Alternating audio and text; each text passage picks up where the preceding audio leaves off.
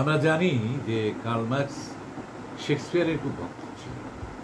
শেক্সপিয়ারের অনেক নাটক তার মুখস্থ ছিল, কোনোটা আংশিক, কোনোটা অর্ধেকটা, কোনোটা প্রায় পুরোটা।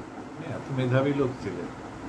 এটা কারণ হচ্ছে উনি বলতেন যে এই শেক্সপিয়ারের নাটকের মধ্যে আমরা শ্রেণী সংগ্রামের একটা সুস্পষ্ট চরিত্র দেখতে পাই। কেমন? হ্যামলেট। হ্যামলেট যখন বলছে to be or not to be, that is the question.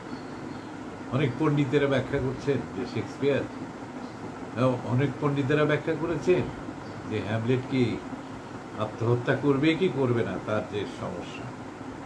কিন্তু কার্ল মার্কস বলছেন যে হ্যামলেট দেখতে পাচ্ছে যে সামন্তবাদের পতন হচ্ছে এবং সাম্রাজ্যবাদ চলে আসছে।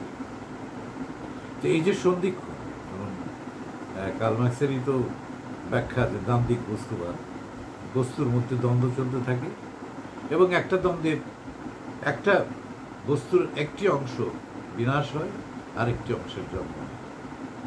তো এই শেক্সপিয়ার নাটককে তিনি এইভাবে ব্যাখ্যা করেছেন, ম্যাকবেথকে ব্যাখ্যা করেছেন,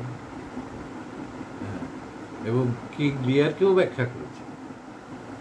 যে লিয়ার, সেও ওই সামন্তবাদের একজন প্রতিনিধি, এবং সে যখন সবাইকে বন্টন করে দিল তারপরে সে প্রতারণার শিকার হল এবং সে নিঃস্ব হয়ে গেল।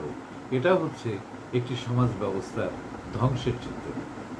এই জন্য তিনি শেক্সপিয়ারকে খুব পছন্দ করতেন এবং বলতেন যে শেক্সপিয়ারের মধ্যে আমরা যে শ্রেণী সংগ্রামের চিত্র পাই, এবং শেক্সপিয়ারের সারা বিশ্বকে প্রভাবিত করেছে, সারা বিশ্বের নাট্যকারদের প্রভাবিত করেছে।